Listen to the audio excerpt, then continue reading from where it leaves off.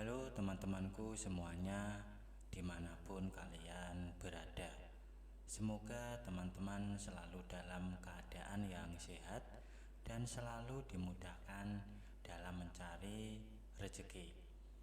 Berjumpa kembali dengan channel Ruang Imajinasi, channel yang berisikan tentang konten cerita romantis yang diberi latar belakang berupa video pemandangan alam. Pada kali ini di hari Jumat tanggal 13 Februari tahun 2026. Kali ini saya menghadirkan part ke-18. Jadi saya ingatkan untuk membaca cerita sebelumnya agar tahu dan jelas sama alur ceritanya. Dan untuk kisah kali ini bermula sewaktu Lina ingin membantu Pak Surip karena ia merasa kasihan.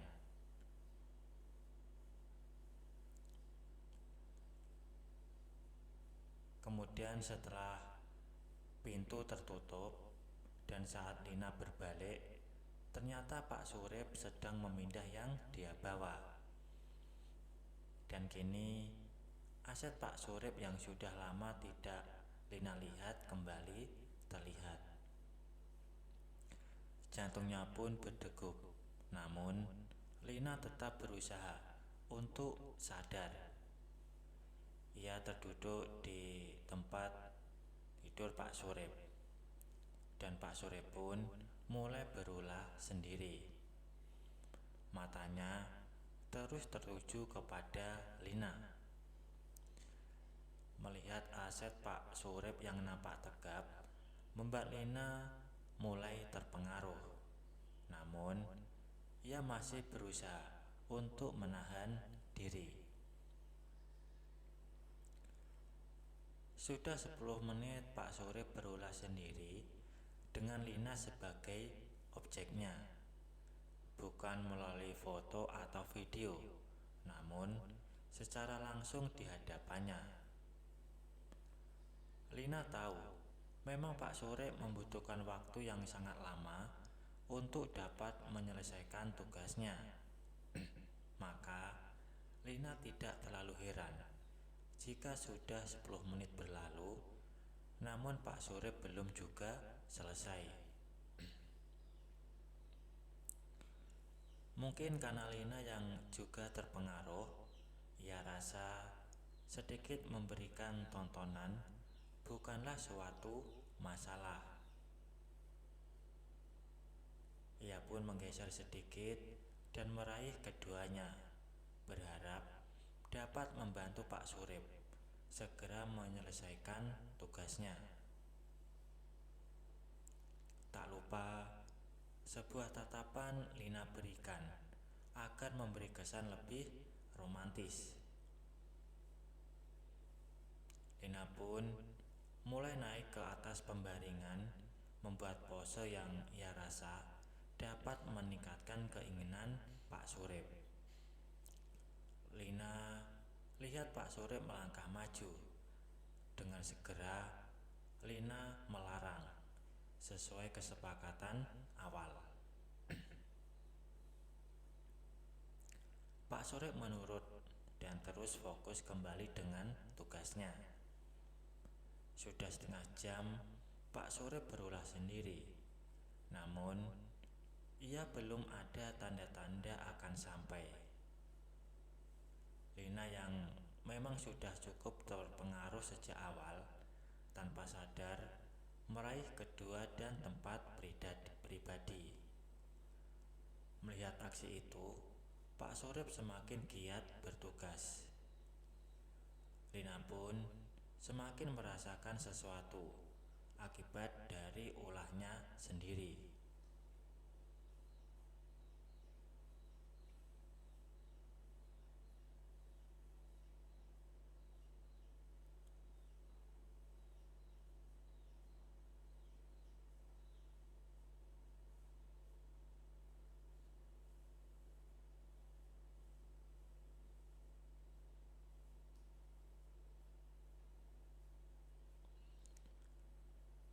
Yang awalnya hanya ingin membantu Pak Surip dengan memperlihatkan sesuatu, kini justru mereka menjadi saling bersatu.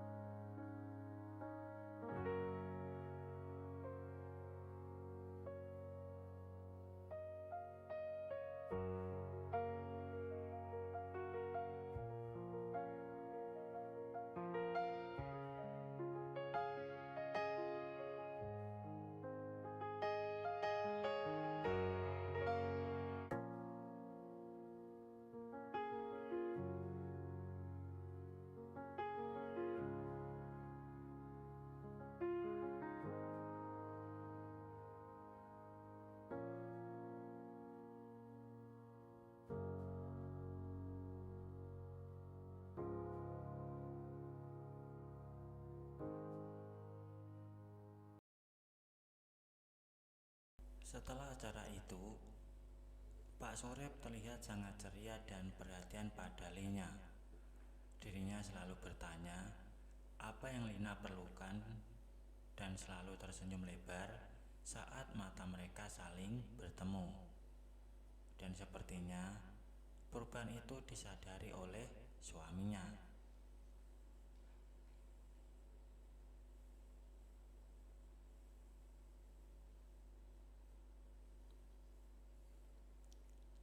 Keesokan paginya,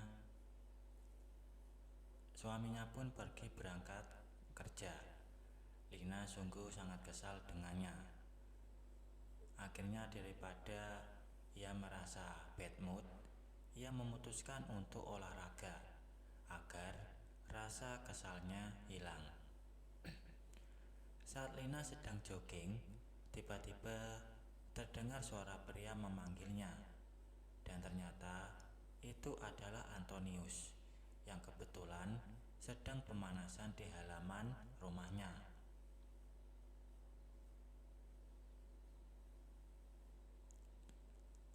Antonius pun menawarkan untuk melakukan olahraga bersama. Awalnya Lina bimbang. Ia tidak enak hati untuk menolaknya. Pasti ia akan mengira Lina sombong. Namun jika ia menerima ajakannya dan mereka jogging bersama, pasti akan menjadi bahan gosip tetangga sekitar. Dan untungnya sebuah ide terlintas di kepalanya. Lina pun mengiyakan ajakannya, tapi ia mengajak untuk yoga. Karena Lina pikir jika mereka beryoga, ia tidak perlu menolak ajakannya dan tetangga tidak akan melihat mereka olahraga bersama. Setelah memastikan tidak ada orang yang melihat, Lina masuk ke rumah Antonius, menyusulnya yang sudah masuk lebih awal.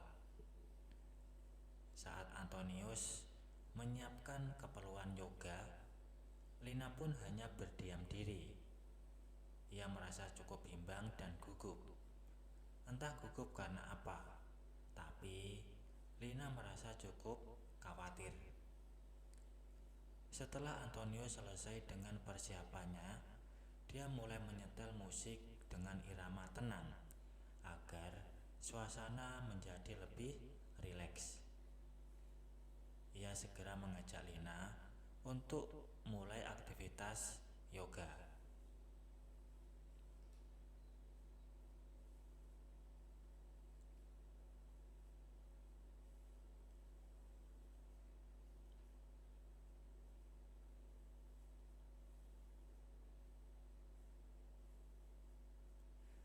Mereka pun mulai kegiatan yoga karena Lina pikir Antonius seorang instruktur yoga, jadi Lina hanya mengikuti gerakannya. Di awal, Lina merasakan tidak ada masalah dalam mengikuti gerakan yoga yang Antonius lakukan. Namun lama-kelamaan, sepertinya gerakannya ada yang kurang tepat, sehingga Antonius sedikit mengarahkan. Walau tidak terlalu jauh perbedaan gerakannya sebelum dan sesudah dibantu Antonius, namun efeknya memang cukup terasa. Kini Antonius menjadi lebih fokus membantu Lina. Lina sebenarnya sudah tahu gerakan itu, jadi tidak terlalu sulit untuk ia lakukan. Namun Antonius terlihat tetap ingin membantu Lina. Dan setelah cukup lama melakukan olahraga yoga itu, akhirnya mereka pun selesai. Dan Antonius terlihat sangat senang dan berkali-kali memuji Lina.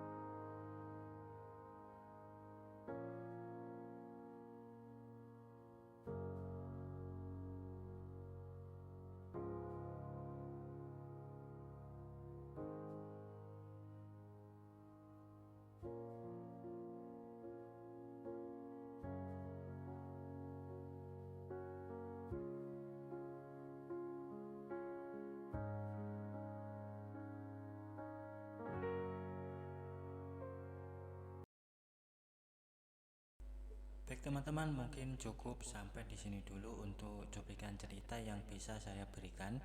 Kalau ada salah penulisan maupun perkataan, saya minta maaf yang sebesar-besarnya.